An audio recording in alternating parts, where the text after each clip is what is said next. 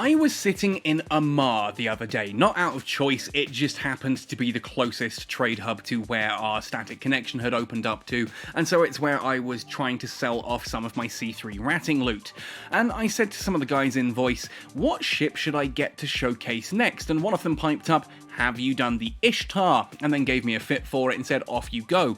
Now, 3 days later, having lost 2 of those Ishtars to various different anomalies, one of which was literally about 5 seconds after warping in, more on that later, I decided that the Ishtar absolutely can run C2 and C3 wormhole sites. I just don't think it should. Definitely not the C3s at least. The C2s are pretty good, but it's a very expensive ship for that option and you could just go for something cheaper. But in this video, I'm going to reveal all. Ahoy there folks, I'm Captain Benzie, this is the Gallente Federation's Ishtar, and I want to give a big thank you and shout out to Rolo for suggesting I buy this ship and thus inspiring this video. Now the Ishtar is one of the Gallente Federation's heavy attack cruisers, or HACs for short. It's a very popular ship for drone pilots and is used in a lot of different types of ratting. I know a lot of pilots who fly these in things like high-sec agent missions or go DED space running, that kind of thing. Ultimately, I was suggested this ship, suggested the fit that I'm going to be showcasing, and told that this could run C3 combat anomalies, and that makes sense given everything that if you look at the ship, its stats, its bonuses to drone command range, and the fact that people use it for very similar content elsewhere, it made sense. And of course, there is actually a YouTube video by another content creator that shows this exact ship and fit running C3 combat sites.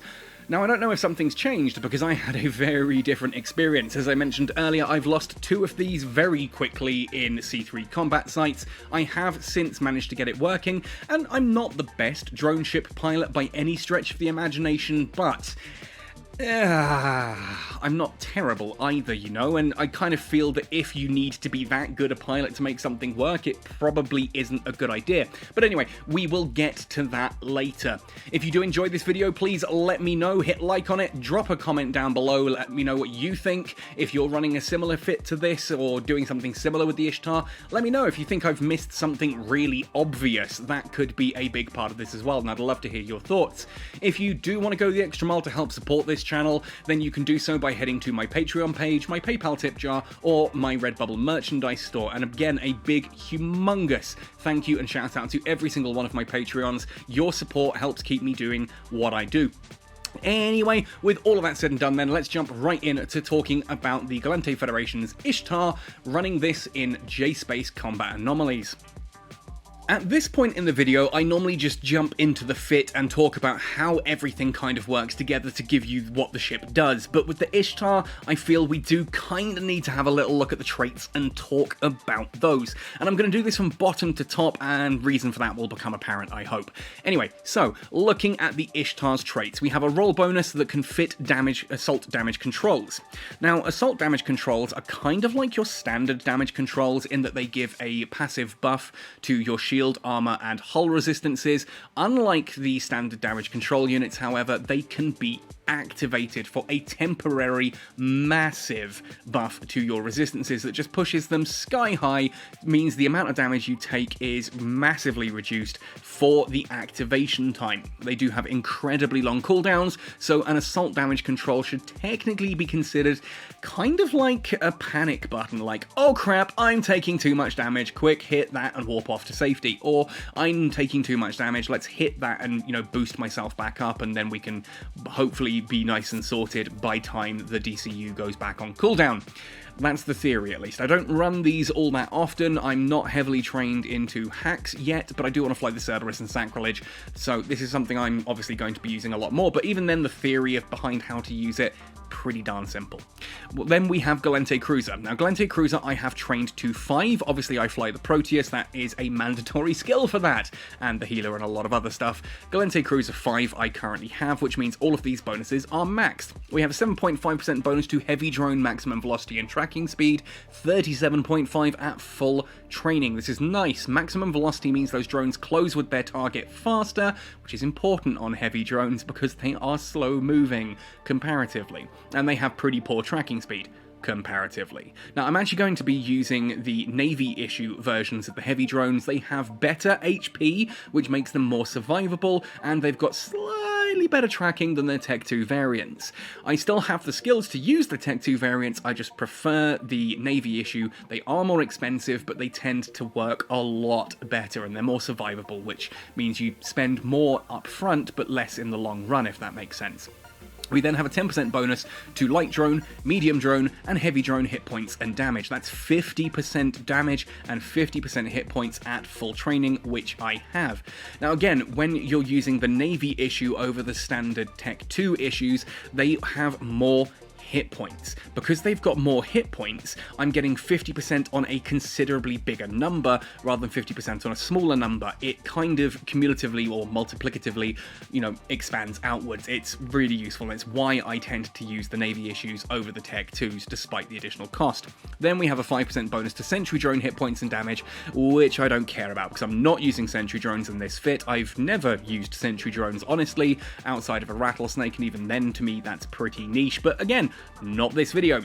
Finally then, we have heavy assault cruiser skill bonuses. I only have this trained to 4 right now. Again, I do intend to fly the Sacrilege and the Cerberus, ergo I will get that up to 5 eventually. It's just one of those skills that's so many days of training, and there are so many other shiny things I want to skill into in order to showcase. And when I'm also looking at battleship skills right now, it's like, what do I go for? Do I go for a whole new tonnage of ships that I can showcase, or do I go for this one skill that's going to make the ships I want to fly slightly better? I don't know.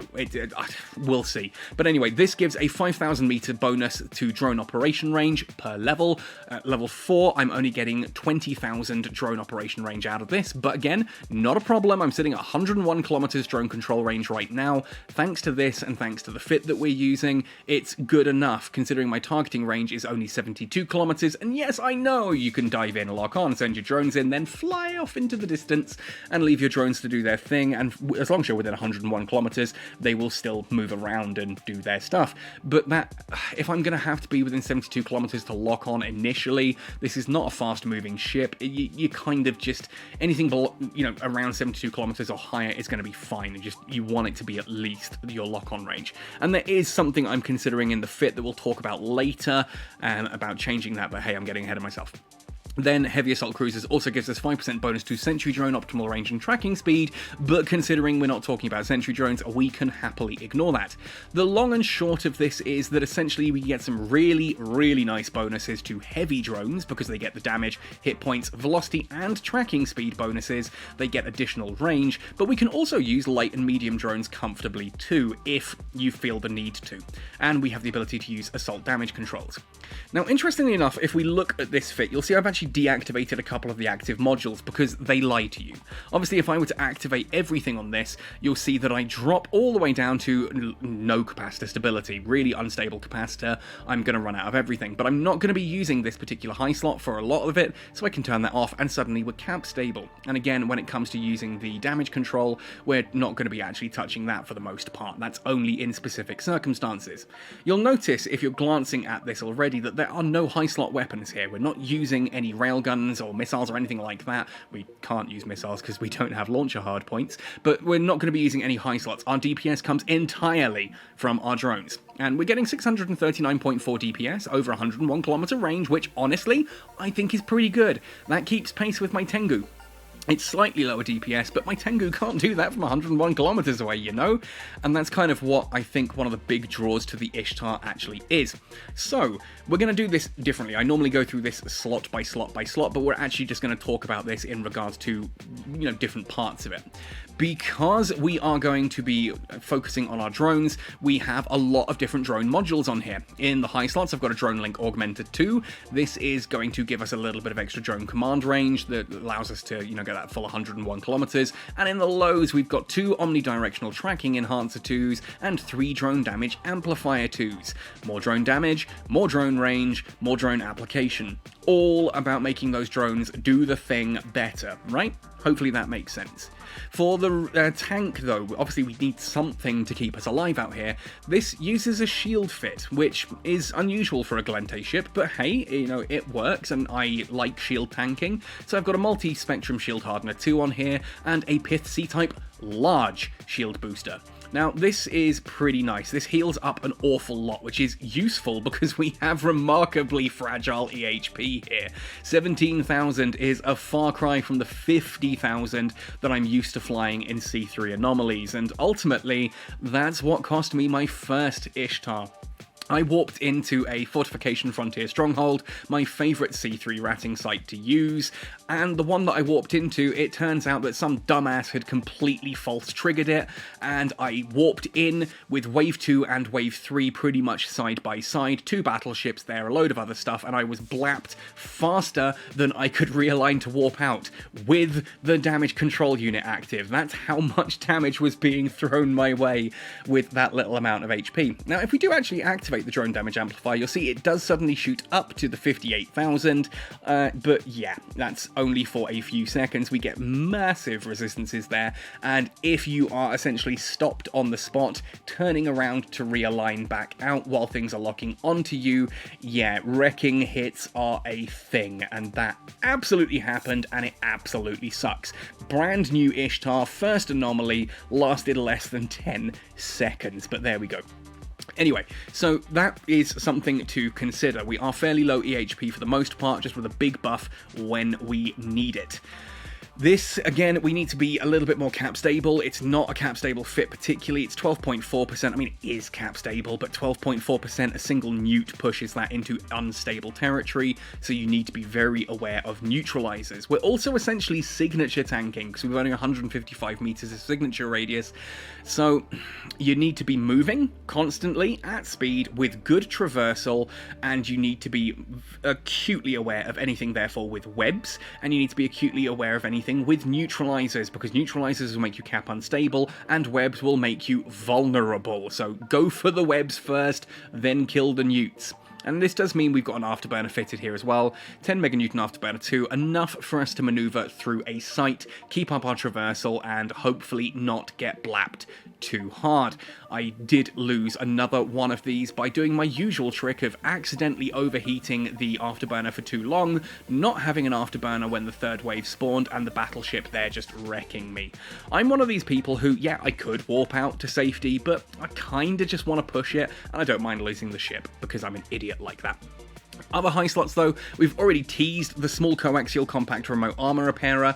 There are 2 reasons for having this fitted. One, if you take 2 of these Ishtars side by side, you wreck everything, because you can remote rep each other and suddenly you're pretty much armor tanking. But the main reason is because you're using drones. Drones have shields, armor, and hull like other ships, and when they take damage, the shields take damage first, then the armor. And if you recall those drones back, the shield will recharge, the armor will not. And normally this is going to require you to fly back to a station, dock up, and repair your drones. In wormhole space, that may mean you've got to leave your site behind, jump a couple of chains back, dock up, only to come all the way back again later, and that really eats into your ISK per hour. So we have this so that in between combat I can repair drones. I can actually do it in combat as well, but it's very short range. You don't often get that opportunity. It's worth just mentioning. And again, we do have the Drone Link Augmentor 2 up there. I've got a core probe launcher fitted. It can't be powered on. We don't have enough CPU to activate this with it fitted as it currently is, but if a wormhole closes behind me, I can ultimately, offline a load of other systems, put this online, scan my exit, and find a way. If I can fit a core probe launcher to a ship when I'm wormhole ratting, I will do so. I strongly recommend it. Finally, for the rigs, a medium capacitor control circuit 2 and a medium EM shield reinforcer. Notice, even with that EM shield reinforcer, we're still only getting 50% EM resistance. Sleepers do a lot of EM damage, specifically their turrets, so again, we are sig tanking to avoid most of that. That's kind of why we have the explosive and kinetic higher, because those are from the missiles that the sleepers use, and those are going to apply pretty well to us for the most part, whereas we can kind of avoid the EM and thermal by using our signature and our speed to kind of keep that up. Ultimately though, that's the fit. Let's showcase it in action, shall we? You'll notice that this time around, I'm not showcasing C3 ratting in a Fortification Frontier stronghold. Instead, I'm warping into a solar cell. Solar cells are different to Fortification Frontier strongholds, hence they have different names, in that they actually have scrams in them. They're very different anomalies with different ships. Interestingly enough, every time I ran a Fortification Frontier stronghold, I found that they just chewed through my drones. Like, again, I could be doing something wrong, but my drones were just eaten alive. In the first one I did, I lost 10 Ogre 2s, followed by 6 Hammerhead 2s, and after that I was like, right, okay, first of all I'm using Navy issues, but I still found them constantly taking damage. The solar cells, for whatever reason, my drones don't seem to take damage. We follow the usual protocol coming into a solar cell, in that we drop the MTU, we bookmark it, and then we begin. I'm going to launch the drones. I've got 5 Republic Fleet Berserkers out here. Berserkers because I wanted the extra speed, and just wanted to try these ones out, and then off we go. Now, I do apologise if, like me, you have a few heart attacks during this, because it seems like I'm not descanning for ages, or because, like, the shield just drops suddenly. It's because when I was recording this, I was getting typical Zimbabwean lag. Like, it was bad. It was really, really bad. Now, in this case, I know that the Emergent Preserver is going to be our trigger for this time around, so I want to take the cruiser out first. You'll notice that that Emergent Preserver also is neuting me, webbing me, and scramming me. That scram can be a little bit disconcerting if you are not used to wormhole ratting and you're worried about someone suddenly jumping in on you, because, oh no, I can't run away if they jump in on me. They don't have to scram me. I'm already pre-scrammed for them. You'll also notice this is a pretty sizable wave too. There are a lot of ships here. And it's worth pointing out that, again, this can handle it. Curiously, the C3 sites I was just getting wrecked in. I know drone aggro is obviously a thing, and I know that the second that you see that one of the ships on your combat overview has gone from red box to yellow box, it means bring your drones back because they're trying to shoot your drones. But I found that whatever drone was getting shot at never made it back in time. And yes, I was killing the web things first. I kind of have used things like the Proteus and that before, and they never had an issue. Proteus never had an issue in a Fortification Frontier stronghold, but for some reason the Ishtar every time did. Now, I could fit something like E-War into the high slots or mids or whatever to try and, you know, give a little bit of extra sort of threat there so that they target me instead of the drones, as they certainly seem to be doing here. But it just appears that when you go into a Fortification Frontier stronghold, they really hate the Ishtar's drones, and I don't know why. Genuinely, again, I have flown the Proteus a lot. I use the Praxis a lot in those sites, which has drones on it, and I have never lost a drone really, like, you know, 1 or 2 here or there. Certainly not 16 drones in one combat anomaly that meant that I actually lost more in drones than I made in loot from that combat site. I don't know, maybe I'm doing something horrifically wrong. I'm sure someone in the comment section down below can tell me. When it came to the C2 sites, I ran all of the C2 sites, and this blitzed them. I mean, it is, you know, a 300 million-esque ship, so you'd kind of expect it to, but it had no issues at all, like, not even scary. It just wrecked those sites in about 12 minutes each, which, you know, okay, they're not as much value, but 12 minutes per site was pretty darn quick, I felt. Here you can see, though, that when I'm even running a solar cell here, there are moments where, you know, I take a little bit of damage and I have to be quite careful with my traversal. I have to cycle my shield booster. Because I am neuted, I can't just leave it running. I may be 12% cap stable, but that single neut is enough to destabilize me, and ergo I'm going to, you know, really, really feel the pain there. So, for the other C2 sites, the solar cell, no issue. There's a couple of times where I take a bit of damage, but the DCU is usually enough to keep that going. The shield booster is enough to repair it, and no problems whatsoever. For some reason, the Fortification Frontier Stronghold just ate my drones every time. The Aruz Construct and the other one, whose name completely slips my mind at this point, the Outpost. Oh my goodness, don't even try. Those things are terrifying. Like, I warped in at range and immediately had to activate the DCU and warp straight out to, fortunately, was pointing pretty much directly at the sun, so could just warp straight out to that. both of those sites are absolute no-goes. Like, the Fortification Frontier Stronghold is normally pretty okay, but this one for some reason struggles with it.